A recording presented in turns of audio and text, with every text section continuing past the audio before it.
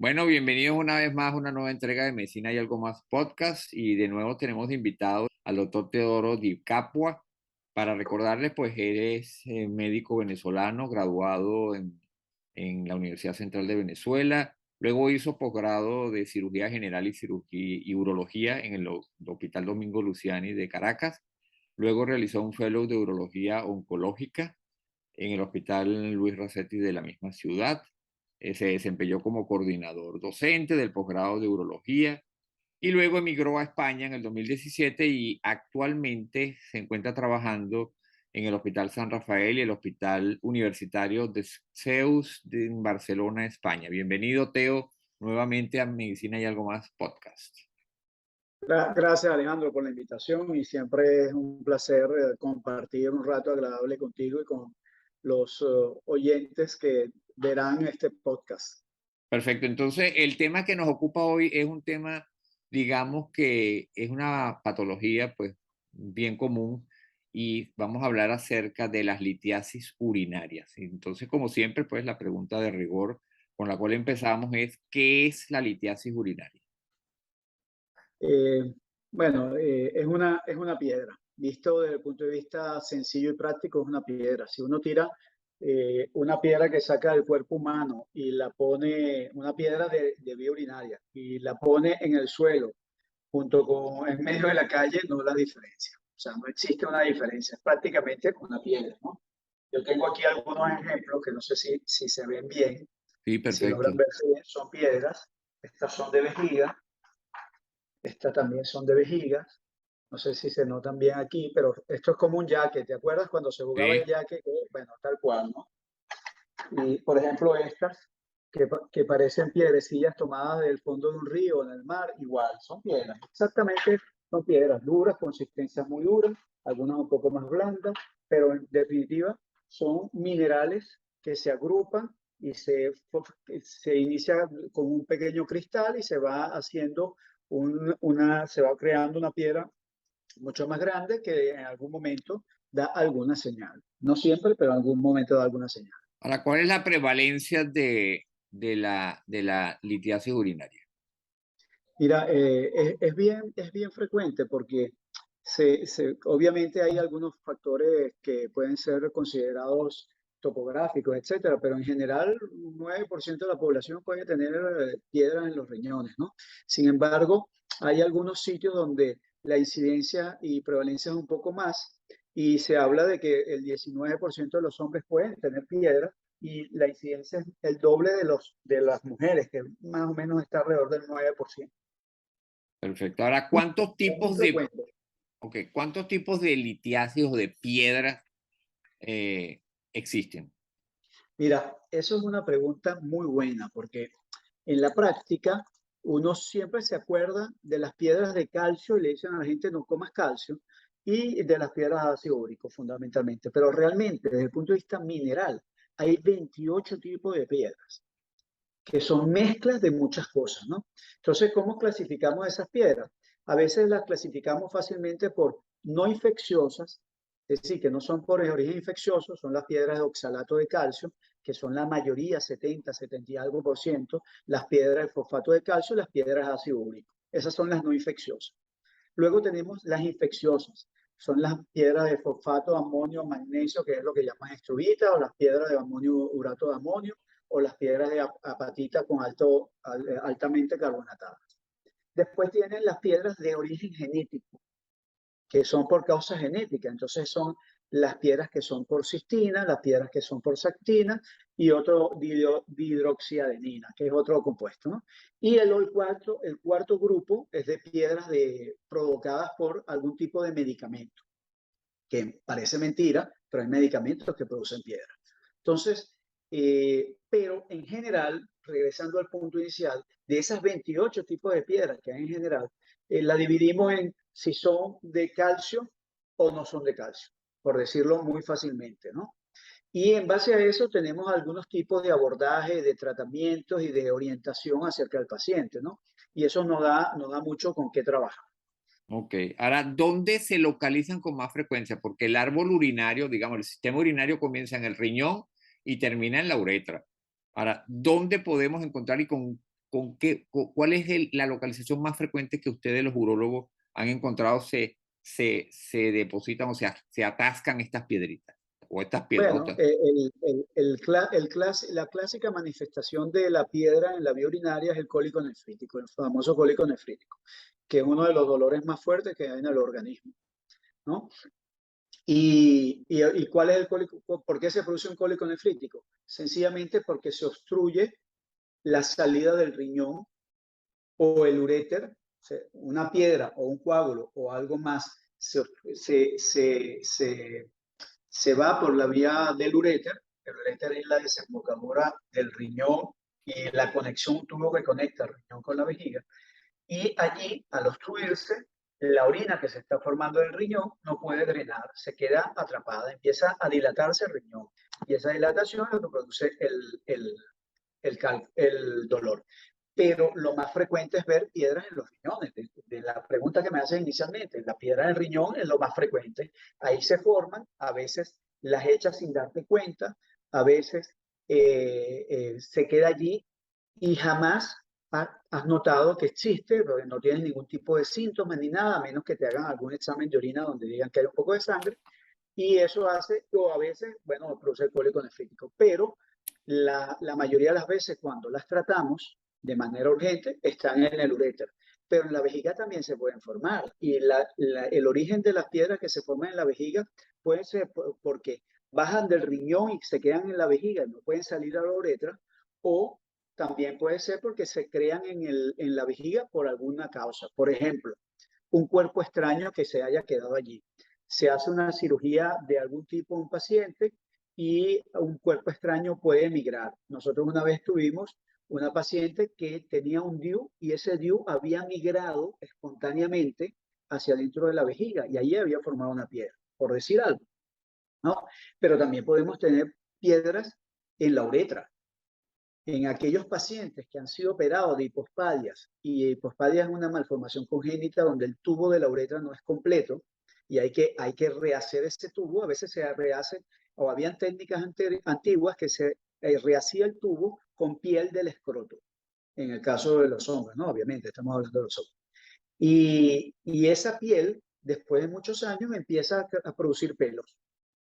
Y al producir pelos, se crea un ambiente para que se forme una piedra en la uretra. También puede ser que esa piedra en la uretra haya salido del riñón, haya pasado por el uréter, haya llegado a la vejiga y haya querido salir y se atasca justo en el orificio que está antes de salir en la punta del pene. Entonces, eso también es algo que vemos muy raramente, pero lo vemos. Pero respondiendo a la pregunta inicial, fundamentalmente están en los riñones, que es lo que más frecuente se ve. Ahora bien, vamos a los factores de riesgo. Edad, sexo, raza, antecedentes familiares, si hay algún componente genético, el tener algunas enfermedades, lo que tú dijiste, el uso de medicamentos, algunas cirugías como la bariátrica, como factores de riesgo. ¿Qué es lo más común que ven ustedes? Mira, ¿quiénes son los más propensos a tener piedras? Habitualmente por raza, los blancos. La raza blanca tiene más predisposición a tener piedras. Después, blanca caucásica. Después son más frecuentes que los hispanos o los latinoamericanos, blancos o mestizos. Luego, los latinoamericanos son más frecuentes de tener piedra que la raza negra, y estos son más frecuentes de tener piedra que los asiáticos. O sea, los asiáticos tienen menos posibilidades de tener piedra, pero bueno, también no es solo un factor de raza, pero es importante también. Después me decía, en cuanto al sexo, bueno, es más frecuente en los hombres que en las mujeres, como le dije, más o menos el doble de la incidencia que hay allí. Luego, en cuanto a la edad, es un factor importante. Hay edades que son características. Habitualmente, por encima de los 40 hasta los 60, uno de los picos de incidencia más importantes de piedra, ¿no? Que uno ve con mucha frecuencia. Y luego de los 80 empieza a reducir un poco la incidencia de piedra y la formación de piedra. Pero todo depende también de la causa de la piedra, ¿no? Porque hay personas que son altos productores de piedra, que lo llamamos altos productores de piedra, ¿no? Entonces, ¿quiénes son esos pacientes? Bueno, los pacientes que tienen un antecedente familiar de piedras son los altos formadores de piedra. que la enfermedad de piedra empiece desde la adolescencia, entonces ya tienes más riesgo de poder tener piedra, que sean formadores recurrentes de piedra, eso te hace, si haces un cólico y después otro, o sea, una piedra y después otra, hay más posibilidades de tener piedra en los siguientes años por venir, ¿no? Después, si un episodio de formación de piedra es muy corto en el tiempo entre uno y otro, se dice que menos de 6 meses, aunque habitualmente siempre toma alrededor de 6 meses en una piedra formarse. Hay algunas personas que son formadores muy importantes de piedra. Los pacientes que tienen piedras de ácido úrico tienen más facilidad para ser formadores de piedra, de altos formadores, y aquellos que obviamente tienen piedras por infección. Si tú eres un paciente o una paciente con fácilmente tienes infecciones del tracto urinario, puedes tener piedra. Después, también hay enfermedades asociadas a las piedras. Por ejemplo, el síndrome metabólico tiene facilidades para tener más piedra. Estamos hablando de los que son altos formadores de piedra. Disculpa que. Luego hay una enfermedad bien importante que es el hiperparatiroidismo, que es una de las enfermedades que altera el metabolismo del calcio y eso hace que sean grandes formadores de piedra. Y lo interesante de eso es que una vez que se operen del hiperparatiroidismo, se acabó la formación de nuevas piedras, pero pueden quedarle piedras en el riñón que puede que más nunca le molesten o que en algún momento se desprendan y hagan daño, ¿no? Luego las nefrocalcinosis, que es una enfermedad donde hay piedras en cada uno de los cálices. El riñón internamente se divide en cálices y hay 3 grupos caliciales fundamentales y esos grupos caliciales, cada uno de ellos tienen 3 o 4 cálices. Entonces, en cada uno de estos cálices, que es por donde realmente se forma la orina y cae en la vía urinaria, allí es donde se van acumulando las piedras y van creciendo tal cual como si fuera una fruta que va creciendo en un árbol. Y a medida que se haga más grande, se hace más pesada y cuando es más pesada o algún movimiento brusco que el paciente hace, se desprende del sitio donde estaba, eso es el cáliz, y hace daño, produce dolor, ¿no? La enfermedad poliquística renal, la gente que consume mucha vitamina D también está en riesgo incrementado de tener piedra. Hay algunos pacientes como los que tienen sarcoidosis. Hay también los pacientes que son neurogénicos o neuropáticos. Los pacientes que tienen lesiones medulares o vejigas neurogénicas de algún tipo también son más fácilmente productores de piedra. Y obviamente después están una serie de, de enfermedades que son genéticas hereditarias como la cistinuria, la hiperoxaluria. O sea, hay una serie de cosas decir cuál es la enfermedad única de la piedra es imposible, porque uno durante el día come tantas cosas, tu pH en el cuerpo va cambiando de tal manera, no sabe exactamente en qué sustancias químicas se tornan los medicamentos, y eso hace que tengas muchas facilidades para tener piedra y no saber exactamente a veces por qué se forma. A ver, ahora fíjate, con respecto a otros posibles factores de riesgo, ¿verdad?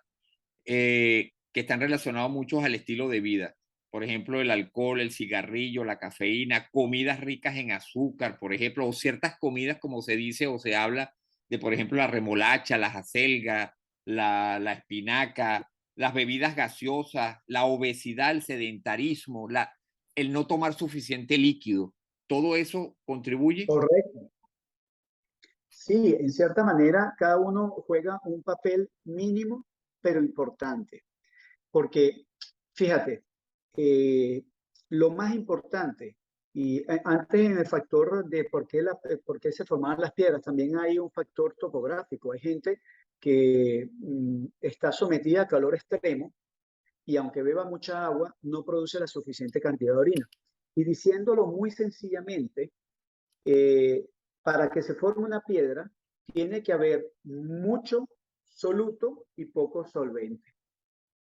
Entonces, el solvente es el agua y el soluto son los minerales que consumimos o nuestra particular predisposición a tener una piedra. Si somos un paciente que tiene una enfermedad con ácido úrico alto en la orina o eventualmente en sangre o eventualmente un problema de cistina, pues obviamente tenemos más solutos en la orina que solvente.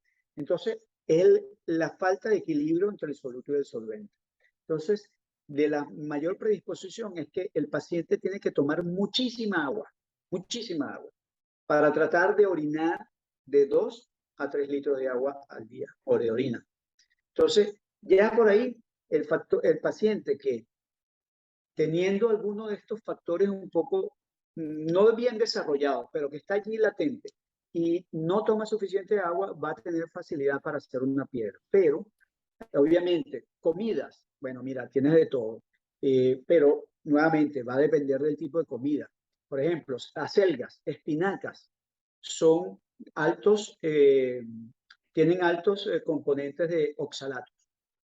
Entonces, cuando un paciente tiene un problema de piedras de oxalato y tiene también una alteración en el riñón, porque al final es una enfermedad en el riñón que no logra metabolizar y no logra combinar el equilibrio para que no haya precipitación de esas sustancias en la orina que producen la piedra. Entonces, cuando el paciente tiene eso, si además no bebe suficiente agua, va a terminar haciendo la piedra. Entonces, al paciente que se le dice, mire, si las acelgas pueden producir piedra, pero yo no le voy a ir diciendo a la gente, mire, no coma acelgas para que no haga piedra, o no coma espinacas para que no haga piedra. En general son las verduras de hoja ancha. Entonces, no le decimos eso, sencillamente el paciente que tiene piedra y que tiene una piedra probablemente por oxalato, entonces allí decimos, bueno, hay que reducirlo, pero no lo podemos eliminar.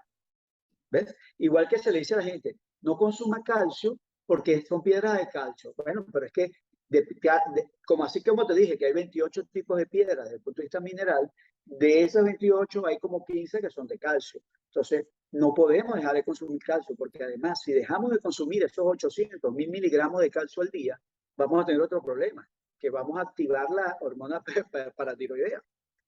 Y eso va a terminar quitando calcio del hueso y mandándolo a la sangre, el riñón no lo va a poder metabolizar y va a terminar precipitando. Entonces, el cuerpo tiene que estar en equilibrio.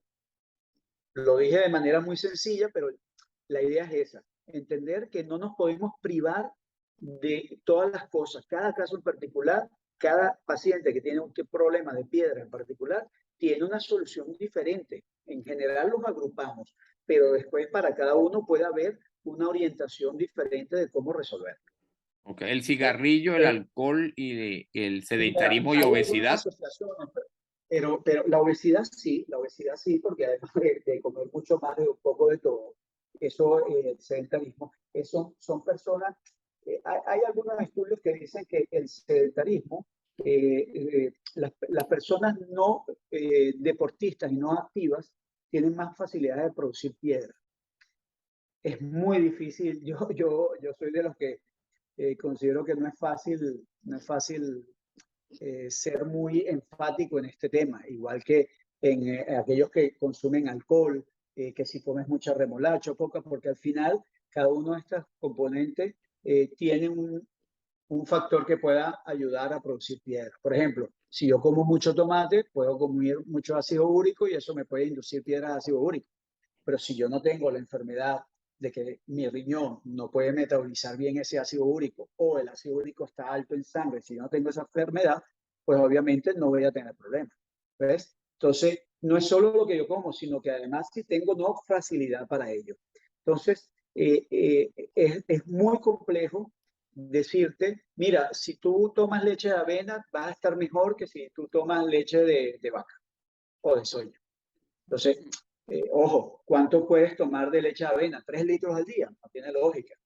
¿Entiendes? Pero, pues, obviamente tienes que ser moderado en todo esto. El paciente con litiasis aprende a manejarse de tal manera que le decimos siempre que parte de la bebida importante es el agua generalmente poco mineralizada, y que generalmente si hace o toma tanta cantidad de agua, va a reducir mucho los episodios de dolor, no siempre los episodios de piedra. Él puede tener piedra y producir piedra, pero puede producir arenilla.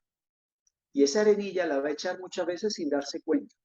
Y tú notas en el váter, en la taza, notas, dices, oye, mira, tengo arenilla allí, qué raro, ¿no? pero es cierto, la gente echa arenilla a veces sin darse cuenta. Entonces, el paciente con litiasis aprende que lo más importante en su día a día como parte, entre comillas, de un tratamiento preventivo es el agua. Eso es lo más importante. Ok, ahora, ¿cuáles son los síntomas más frecuentes? Ya hablaste del dolor. Además, hay otros síntomas. Bueno, sí, obviamente. El dolor va asociado a náuseas, a vómitos, a veces a desmayo. He visto pacientes que se han desmayado por un dolor y no se sabe por qué. Eh, También pacientes que se desmayan y caen en shock séptico y pasan a terapia de una vez y cuando se diagnostica tiene una infección por una piedra, por ejemplo. Son los casos extremos, ¿no? Pero habitualmente hay sangre en la orina, hay un poco de coágulos a veces, hay irritación al orinar, a veces ese dolor que todo el mundo lo relaciona atrás en la espalda, se va corriendo por el flanco, va bajando por los costados y va llegando hacia la región genital. Entonces hay dolores, ese dolor se corre hacia la vulva, la parte del lado involucrada de la vulva, o eventualmente hacia la cara interna de la pierna, al igual que al testículo, ¿no? Lo otro que puede suceder es que el paciente no puede orinar. Si tiene piedra en los dos riñones o en los dos uréteres que obstruyen la salida del riñón, de la orina del riñón, o si tiene un solo riñón que él no sabe que ese riñón bajó y hace una piedra y esa piedra bajó y obstruyó, deja de orinar y el paciente llega con dolor y sin poder orinar. Y cuando se le hacen las pruebas no tiene orina en la vejiga y dice, bueno, qué raro. Y resulta que puede ser que tiene una piedra en la vía urinaria, ¿ves? Entonces esos son síntomas que pueden estar siempre allí relacionados. Comenté lo de la fiebre, comenté también lo de síntomas parecidos a cistitis. La gente, que cuando la piedra viene por el uréter y está llegando casi a la vejiga, le dan muchos síntomas de ardor y de querer orinar con mucha frecuencia. Y sienten que cuando terminan de orinar, no terminaron de orinar porque le quedan ganas de seguir orinando, como si quisieran pujar. Incluso hay pacientes que con el dolor tienen deseo de defecación, porque es un síntoma, es un dolor que relaciona varios nervios y eso puede producir las ganas de ir de defecar. Sí, y como ya tú lo dijiste y lo que hemos trabajado en emergencia, se dice que ese es el dolor más intenso que una persona puede experimentar. Entonces, lo otro es Bueno, que sí, tú dijiste que puede ser asintomático también, ¿no? Puedes tener sí, eso, la piedra y no tener nada. la mayoría de las veces ha sido así, porque cuando uno ve a un paciente que tiene un dolor, el paciente tenía ya una piedra que no la había sentido nunca y esa en el riñón y esa piedra bajó y le produjo un dolor. Entonces ese paciente tenía piedra anteriormente y la tenía asintomática. Entonces muchas veces, por eso de los pacientes, muchas veces cuando se hace una exploración, porque obviamente con los métodos actuales y la medicina moderna, más preventiva, donde se realizan más pruebas de todo tipo, tomografías, eco, etcétera, se van diagnosticando muchas veces piedras incidentales, es decir, aparición asintomática de piedra en las pruebas. Y cuando uno ve al paciente, bueno, uno dice, bueno, ¿qué hago, doctor? ¿Me tengo que tratar la piedra o no? Entonces, ahí está un gran punto de dilema, porque muchos de esos pacientes, dependiendo del sitio donde estén en el riñón, pueden ser que en 2 o 3 años no tengan ningún síntoma por esa piedra y lo puede ir dejando allí. Pero si son ya piedras que tienen más de 7 milímetros, que están en una zona del riñón que fácilmente por gravedad puede caer, probablemente sean pacientes ya que requieran de tratamiento. El diagnóstico, ¿cómo lo hacen? ¿De qué se valen para el diagnóstico? Ya dije, ya Bueno, adelantaste algunos. siempre la parte de interrogatorio es importante, saber cuáles son los síntomas para uno tratar de entender si es o no una piedra y que obviamente lo que dije yo ahora, los síntomas que describimos, no necesariamente son de piedra. Hay una cosa que se llama diagnóstico diferencial en la medicina. Y como bien sabes, tenemos que descartar también otras cosas, pero en base a que si pensamos que hay piedras y queremos estar seguros, si es un paciente virgen que nunca ha venido por un dolor de este tipo, pues obviamente la primera prueba que se le hace es un examen, una ecografía, ¿no? Un ultrasonido. Y si el ultrasonido nos orienta hacia algo, pues tenemos la opción de hacer radiografías simples o tomografías. La prueba más importante hoy por hoy es la tomografía. Una tomografía sin contraste que se llama Urotac. Se hace casi que de rutina a cada paciente que llega a la clínica, a la urgencia o al hospital, de manera importantemente afectada con un cuadro de cólico renal, ¿no? O de sospecha de cólico renal. Entonces, la prueba más precisa es la tomografía, pero tenemos el ultrasonido en consulta, que podemos hacerlo, o eventualmente una radiografía. ¿Cuándo pedimos una u otra? Mira, si hay que diagnosticar, la prueba, la que siempre diagnostica es la tomografía. Muy raro, la posibilidad de falla de la tomografía es muy baja, casi nula. Sin embargo, en un contexto de emergencia, generalmente empezamos por un ecosonograma. ¿Y Hacemos... estudios endoscópicos hacen? No, para diagnosticar no. No, eso es para tratamiento. Okay. Sí, hay algunas veces que tenemos muchas dudas, etcétera, y se puede hacer un estudio endoscópico, pero no. Fundamentalmente lo hacemos para tratamiento, un estudio endoscópico. Todo se hace desde afuera, por suerte, Okay. ¿no? Para diagnosticar una piedra. Y para ponerle nombre y apellido a la piedra es el estudio de la piedra. Si se puede obtener la piedra, estudiar cuál es el tipo de las 28 que tú dijiste, ¿verdad? Mineral, exacto. Mineral, pero obviamente uno tiene una sospecha ya diagnóstica clínica, ¿no? Un paciente que viene con piedras desde la infancia, probablemente son piedras de cistina. Un paciente que tiene una enfermedad que se llama gota o hiperuricemia, obviamente pienso que es una piedra de ácido úrico, entonces ya lo voy orientando, pero fundamentalmente para saber esa piedra de qué fue, la analizamos. Pero fíjate que es tan importante el análisis de la piedra, porque estas 28 piedras pueden entremezclarse entre sí. Yo puedo tener una piedra de ácido úrico en el centro y por fuera tener una petrocubierta, una cubierta de carbonato de calcio o de fosfato de calcio, ¿ves? O tener una piedra de oxalato monohidratado y se calcifica por fuera con dihidratado. O tener en el centro un cúmulo de desechos de células que se llaman detritus en la vejiga, por ejemplo, por infecciones recurrentes, y eso termina produciendo una piedra a su alrededor. Entonces, son múltiples, ¿no? Las combinaciones que pueden haber.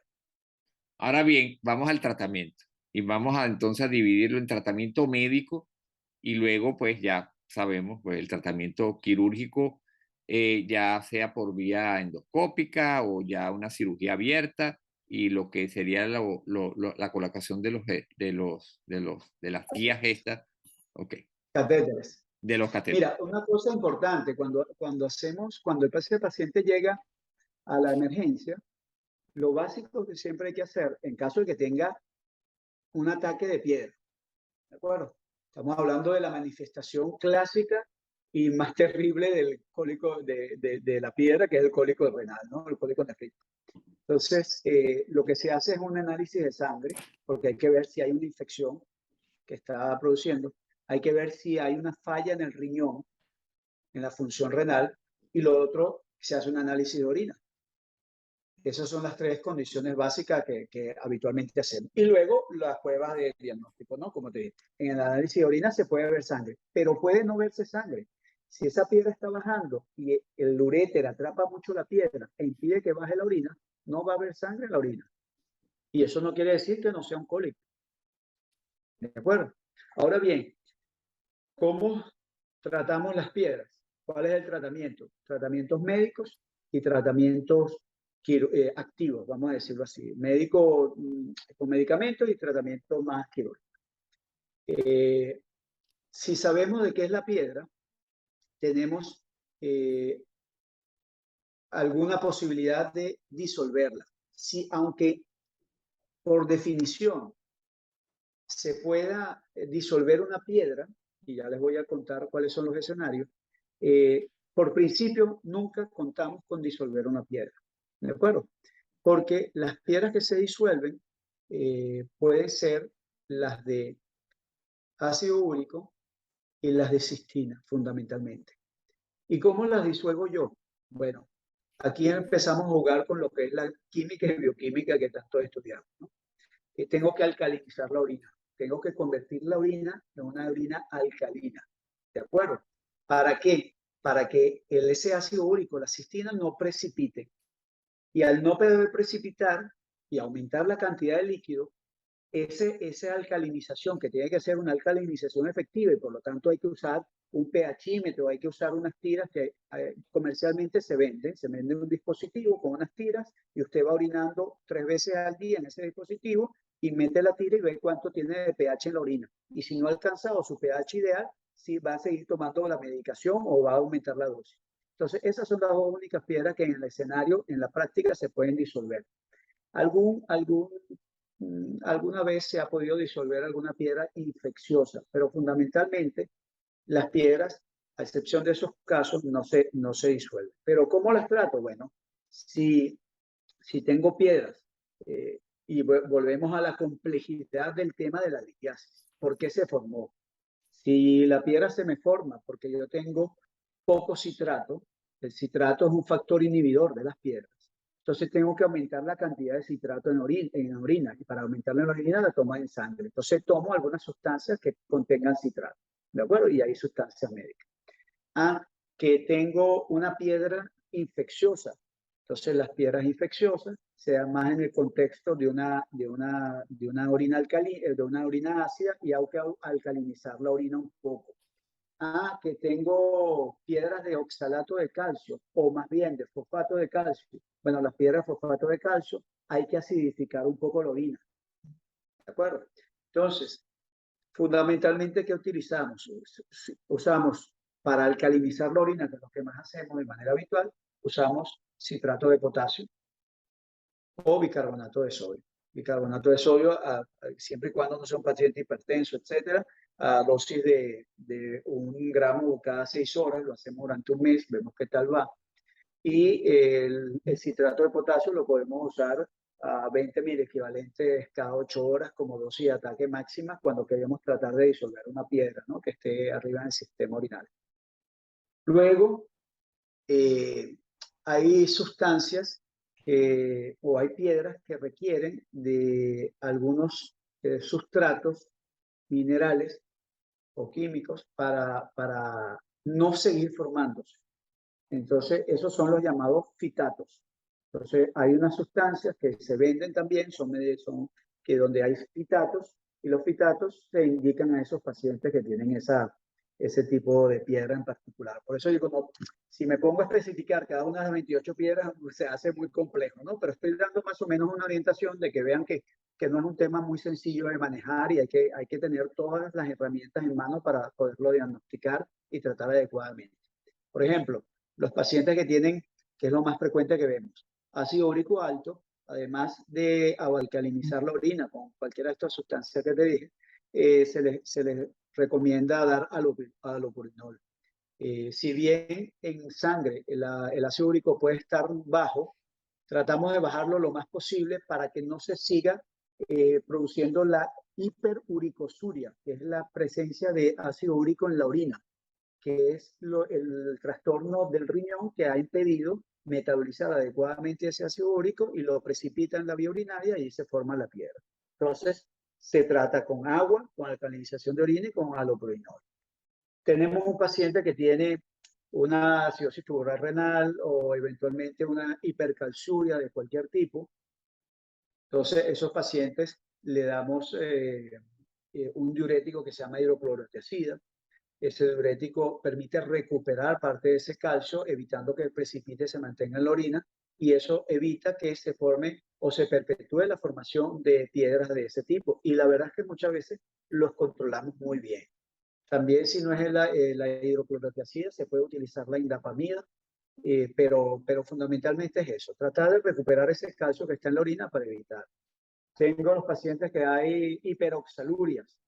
Entonces, las hiperoxalurias, que son los oxalatos altos en la orina, hay que reducir un poco los oxalatos, obviamente. Entonces, ¿dónde encontramos oxalatos? Encontramos oxalatos en verduras de hoja ancha, como lo comenté, frutos secos, chocolate. Entonces, esas son cosas que tenemos que ir mejorando en la dieta.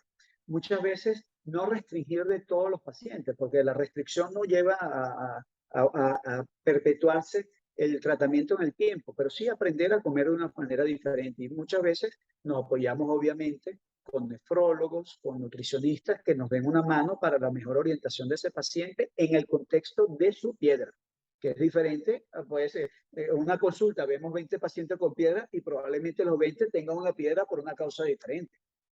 Pero el tratamiento en general, cuando hablamos con los pacientes, y eso es una cosa importante que me había olvidado comentar, es que además del agua, tienen que reducir las sales. Fundamental reducir la sal.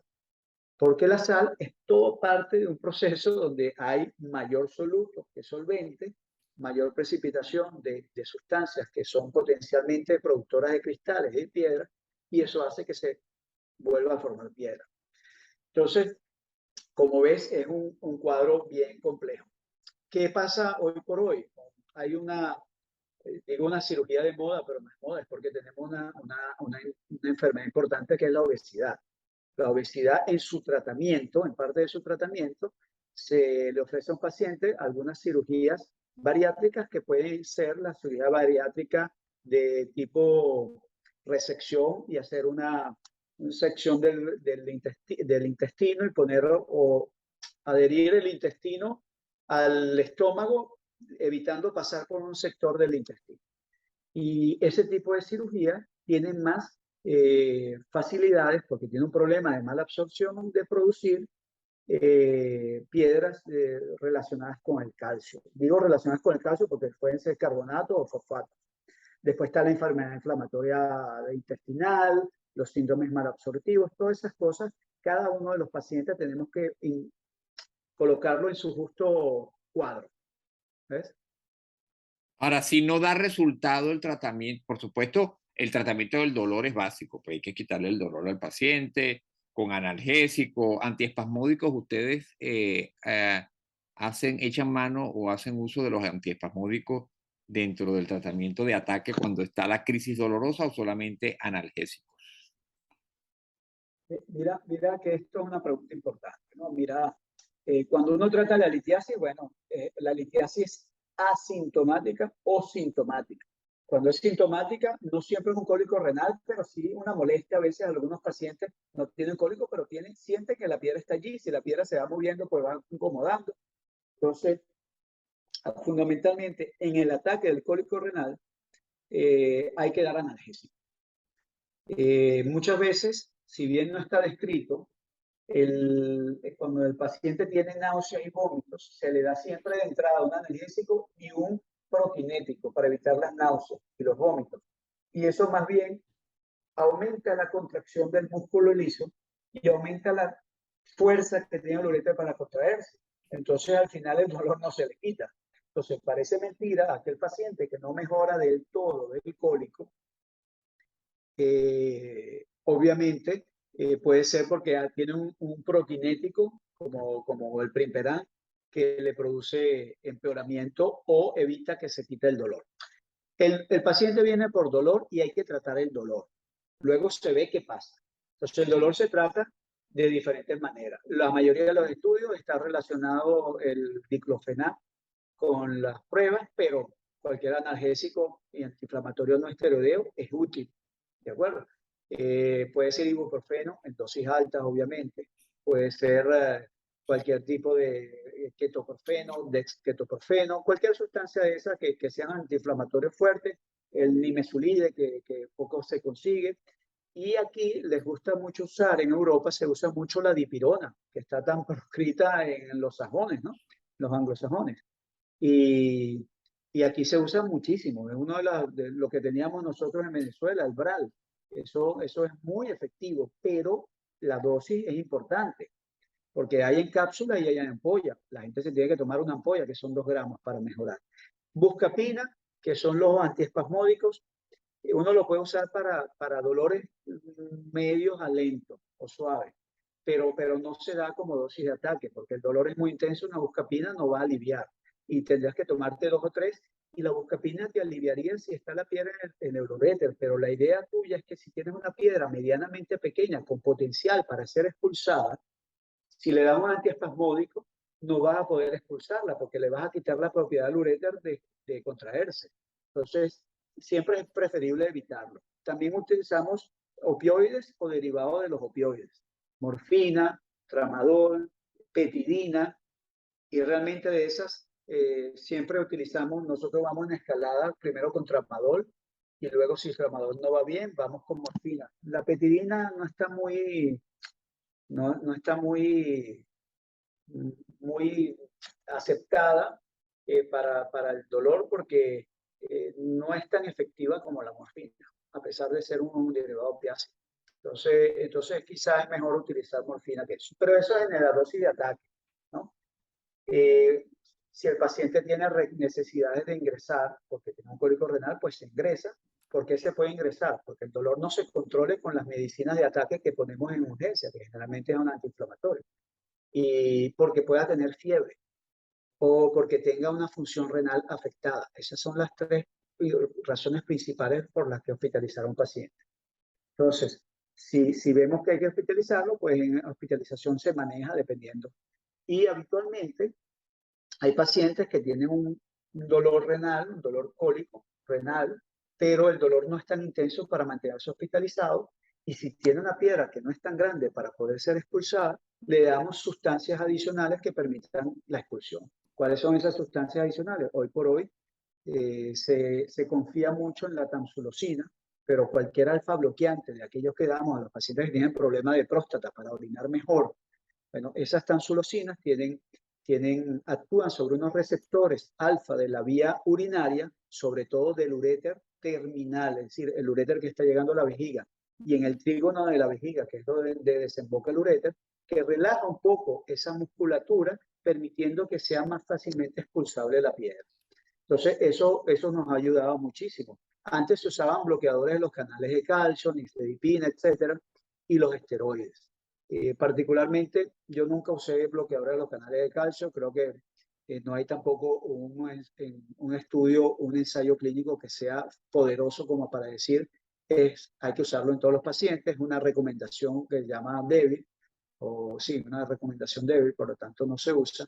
Y en cuanto a los esteroides, los usamos si acaso eventualmente hemos hecho una prueba, tenemos indicación o tenemos evidencia que el uréter está muy inflamado porque está la piedra, podemos ayudarlo a desinflamar con esteroides, pero la verdad es que tampoco son mejores que la tamsulosina o los Ahora, alfa-bloqueadores. ahora, antes de llegar a la parte quirúrgica, hay algo previamente. Cuando el paciente tú le puedes ofrecer una solución no invasiva externa, que es lo que se llama disolución del cálculo, ¿verdad? O a través de la litotripsia. ¿Cuándo es candidato Sí, bien. un paciente que Mira, llega entonces, a la emergencia y te llaman a ti? sí, mira, está muy estandarizado ya el tratamiento activo de las piedras. No hablemos del cólico, Okay. porque yo incluso puede tener una piedra en el uréter y no tener dolor. Eso también es posible, ¿de acuerdo? Y lo que tengo es sangre. O sencillamente me hacen un eco, me encuentran que el riñón está lleno de orina y, oye, ¿qué pasó aquí? Se hace un TAC y en la tomografía se ve que hay una piedra en el uréter. ¿Ok? Entonces, dependerá del sitio de donde está la piedra y el tratamiento y dependerá del tamaño de la piedra, que es fundamental. Entonces, piedras menores de 5 milímetros en la vía urinaria tienen alta probabilidad de ser expulsadas espontáneamente. Y ayudamos con tratamiento que se llama terapia médica expulsiva, que te expliqué anteriormente. Era analgésico y esta alfa bloqueante que se llama tamsulosina o cualquier alfa bloqueante parecido a la tamsulosina. Luego, piedras de entre 5 y 10 milímetros dependerán del sitio donde estén, porque en el sitio donde estén dependerá qué tipo de abordaje podemos hacer. Luego, piedras en el riñón. Nuevamente depende del tamaño. Si tengo una piedra en el riñón, dentro del riñón, que no me está dando ningún tipo de síntoma, mide 5 o 6 milímetros, la dejo tranquila, no la toco. Es un paciente para seguimiento. ¿Cuánto tiempo se tiene que seguir? Dependiendo. Si es un paciente que es productor frecuente de piedra, como el grupo que le elenqué anteriormente, pues ese hay que seguirlo cada 6 meses, cada año. Si es un paciente que es primera vez que le se diagnostica una piedra, no tiene antecedentes familiar de piedra, que es uno de los formadores también, entonces, mira, sencillamente se le dice venga una vez al año y le vamos revisando esa piedra. ¿Cómo revisarla? Bueno, ahí está el gran problema. Los ecos tienden a sobrediagnosticar piedras. Se ven más piedras de las que realmente existen. Hay imágenes dentro de la vía urinaria o de la misma vía urinaria que dan reflejos como si fueran piedras. Entonces, obviamente, no se puede tratar, ¿no? O sea, no se puede diagnosticar, quiero decir. Entonces, tengo que apoyarme en la tomografía, que es el estudio más preciso hoy por hoy. Entonces, si esa piedra se ve, porque otra de las clasificaciones de las piedras es que si son opacas en una radiografía o son translúcidas o radiolúcidas en una radiografía, en base a esto yo puedo ir haciendo controles con radiografía. Si son opacas, si se ven, son radioopacas, y si son radiolúcidas, no puedo hacer radiografía porque no se va a ver en una radiografía normal. Entonces tengo que hacer eco o tomografía. Entonces, si la piedra tiene menos de 20 milímetros en el riñón, le puedo ofrecer una litotricia extracorpórea. ¿De acuerdo? Si la piedra tiene entre 10 y 20 milímetros y está en el uréter superior, en la parte alta del uréter, y esa piedra se ve con una radiografía, es una piedra opaca, el 70-80% de las piedras son radioopacas, entonces le puedo hacer también una litotricia extracorpórea. ¿De acuerdo? Porque ¿en qué consiste la litotricia extracorpórea? Es una máquina que tiene un emanador de ondas sonoras, por decirlo así, que apuntan de diferentes ejes, se apunta hacia la piedra, se apunta a través de un equipo de radiografía que está incorporado dentro del equipo de litotricia extracorpórea y se ataca la piedra y se hace estallar, se rompe. No podemos controlar cómo se rompe. Es decir, si se rompe en cubos o en cubitos o trozos muy irregulares o eventualmente polvillos. No lo podemos controlar, ¿no? Pero si es una piedra que tiene mucho volumen, entonces hacer una litotricia extracorpórea rompe esas piedras y si se rompe de manera fácil, entonces podemos expulsarla espontáneamente, pero para expulsarla tiene que bajar por el uréter y me va a doler, va a producir cólico.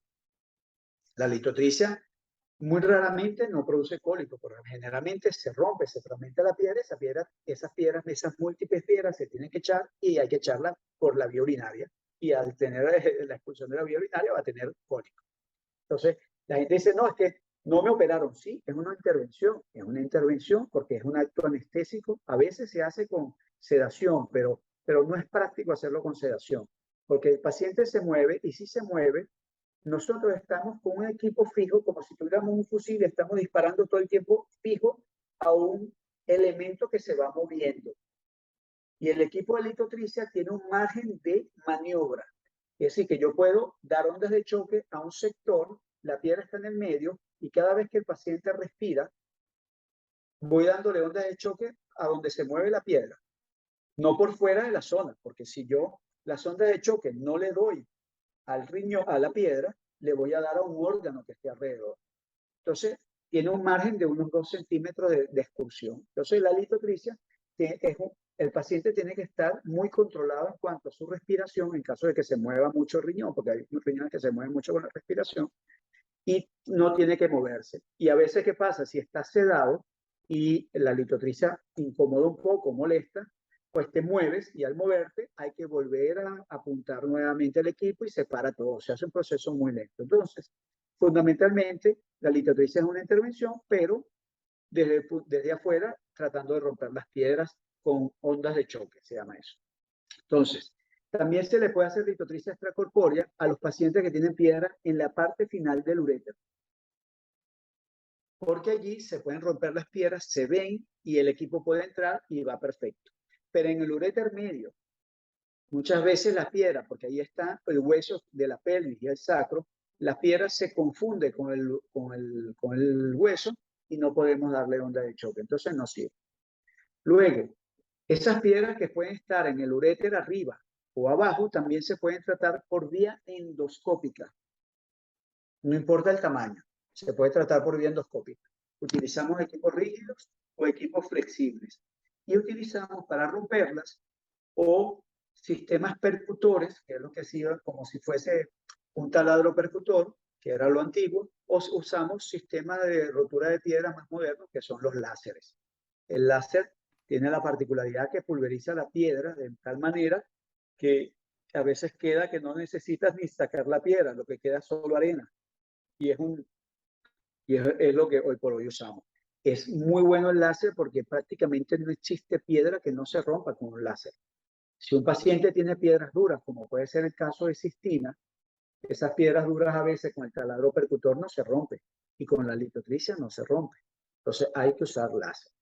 Entonces es allí. Luego tenemos en el riñón, cuando la piedra la tenemos en el riñón, si es mayor a 2 centímetros, tiene indicación de hacer una cirugía percutánea. Si la gente se hace una idea, hacer una cirugía percutánea es como hacer una cirugía por laparoscopia. Es a través de un orificio muy pequeño, llegarle al riñón, hacer una punción en el riñón, abrir un trayecto en el riñón, un camino, abrimos un túnel, ponemos una especie de tubo dentro del riñón que sale hacia la piel y a través de ese tubo introducimos una cámara y metemos la cámara, llegamos donde está la piedra y la rompemos. ¿De acuerdo? ¿Cuándo se hace eso? Cuando las piedras son mayores de 2 centímetros o cuando las piedras no se ven en una radiografía o un equipo para hacer una litotricia extracorpórea, quizás porque no tenga toda la tecnología disponible, o eventualmente cuando son piedras que son no tan grandes, de entre 10 y 20 milímetros, pero están en un sitio que se llama el cáliz inferior, porque el riñón tiene cáliz superior, medio e inferior. Si está en el cáliz inferior, si le hago litotricia extracorpórea a esta piedra y la rompo, luego las piedras que son pesadas en la orina tienen que subir por el infundíbulo para luego bajar, porque el riñón tiene la desembocadura en el medio, no tiene la desembocadura abajo. Entonces, al tener la desembocadura en el medio, si yo tengo un cáliz que está aquí abajo, la piedra tiene que subir a la mitad del riñón para después bajar. No es fácil. Le ponemos a hacer gimnasia postural, le mandamos a ponerse boca abajo, etc. Entonces, esos pacientes que están con piedras en el cáliz inferior, que no son muy grandes, como le dije antes, mayores de 20 milímetros para hacer una cirugía percutánea, pero en ese caso en particular son pacientes candidatos a cirugía percutánea, a menos que usted tenga un equipo flexible y disponga del láser para poder llegar, entrar al riñón y llegar hasta donde está la piedra y tratarla en ese sitio o agarrarla con una cesta y llevarla a un sitio donde se pueda trabajar mejor y romperla. O sea, que no es tan rápido el análisis de cada caso en particular, pero en general más o menos es así. Las piedras en la vejiga, por ejemplo, ¿cómo se tratan? Se pueden hacer litotricia extracorpórea, pero ¿qué pasa? Cada vez que yo le doy un golpe a la piedra por litotricia extracorpórea, por ondas de choque, la piedra explota y se mueve. Y entonces, si está aquí y se mueve para acá, tengo que reposicionar el equipo, entonces no funciona. Entonces, ¿qué hago? O le hago una cirugía endoscópica a través de la vía urinaria, bien sea a través del pene o de la uretra en la mujer por donde orina, y la rompo con láser, o a través de la piel, como si fuera una laparoscopia igualmente, como si fuera una cirugía percutánea en el riñón, introduzco un tubo, llego a la vejiga y la rompo. Y por último, las cirugías abiertas, ¿no? Oye, eso hace muchos años que no lo hacemos, Ya no lo pero hacen. es válido, es válido. Mira, muy raro que uno vea ahora un absceso importantísimo en el riñón, que el paciente pierda el riñón y haya que operar de manera urgente a ese paciente porque está en riesgo su vida. Es muy raro verlo hoy por hoy. Eh, Quizás en países más subdesarrollados, etcétera, con menos acceso a la salud, con crisis sanitarias importantes, se puedan todavía ver.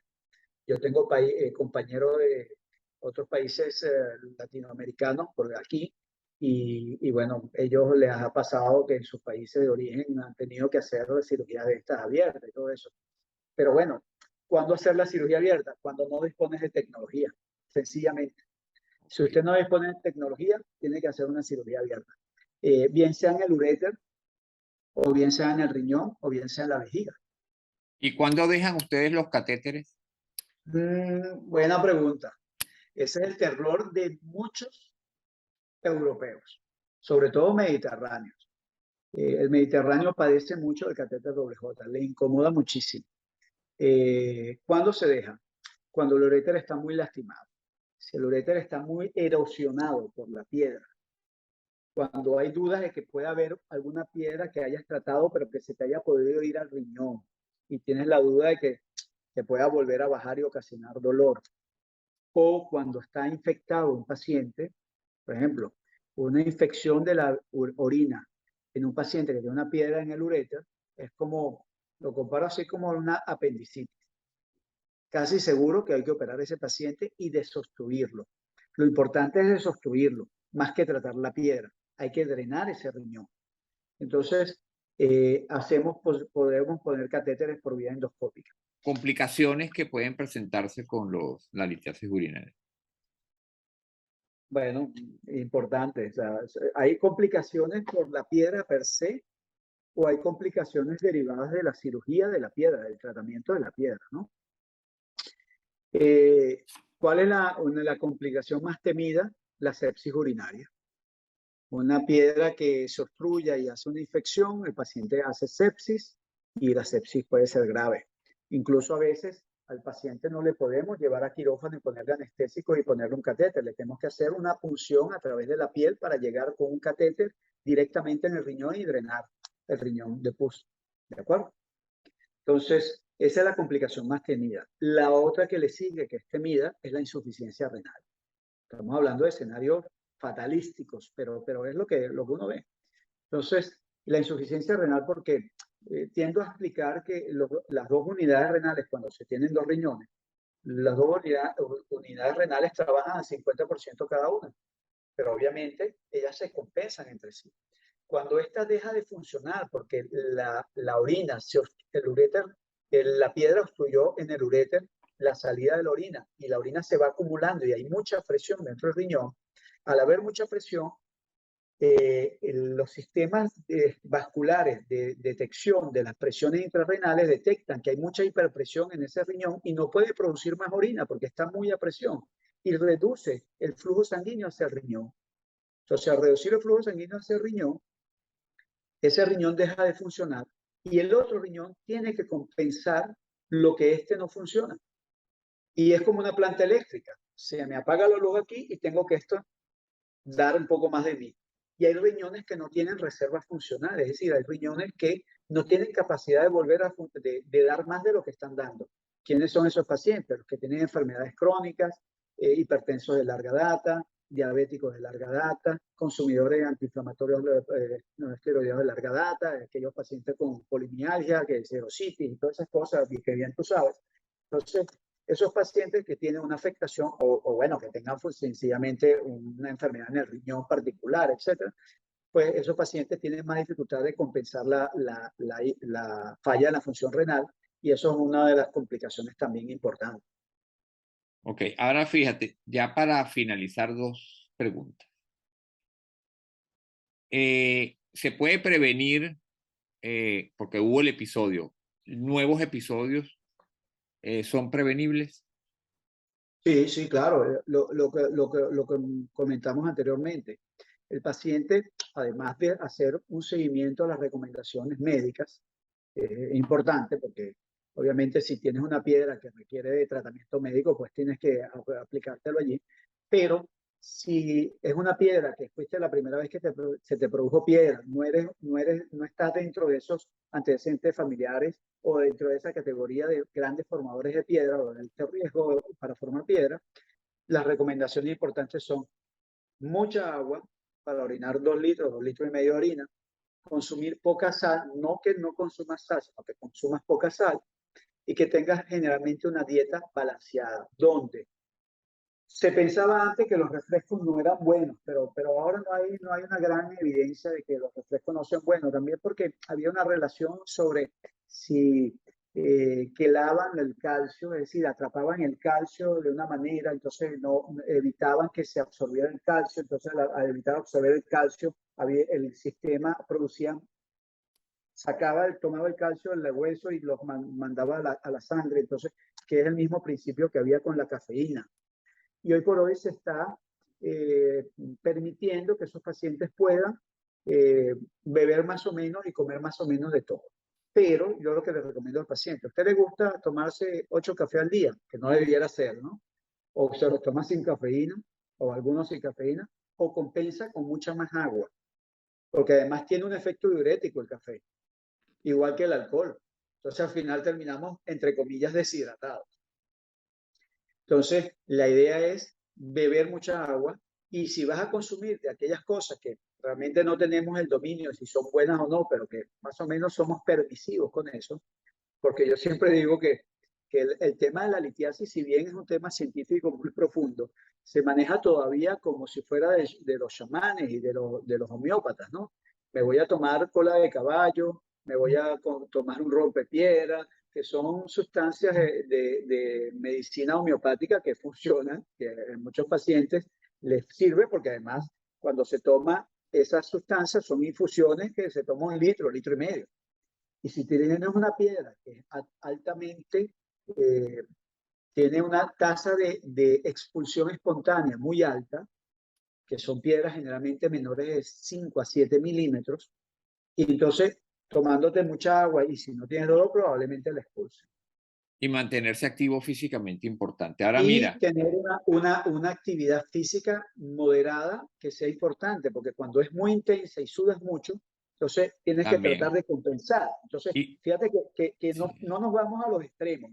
No puedes tomar calcio, no puedes comer chocolate, no puedes tomar café, no. O sea, todo con moderación, pero compensando siempre con mucha agua y poca sal. y bueno, nada, agradecerte nuevamente tu presencia acá, como siempre, bien claro en tus explicaciones, bien didáctico. Y bueno, quedas invitado para una nueva entrega de Medicina y algo más podcast. Gracias, Alejandro. Es siempre un placer para mí acompañarte. Me parece que es una actividad importantísima que se hace de transmitir a la gente que los actos médicos son actos que llevan muchísimo estudio y mucha ciencia y mucho desarrollo de investigación detrás. Y uno de los lo importantes, además de la parte oncológica que siempre tenemos, es la parte de esta piedra. O sea, ustedes en este podcast se dan cuenta de lo complejo que puede ser manejar una piedra, diagnosticar una piedra en un paciente en particular, sobre todo si no queremos hacer un tratamiento quirúrgico, ofrecer un tratamiento médico implica muchísimo estudio detrás y muchísima investigación detrás de eso. Para mí un placer, gracias por la invitación y bueno, siempre a la orden para todo lo que necesites. Gracias, Teo. Hasta luego. Chao, gracias.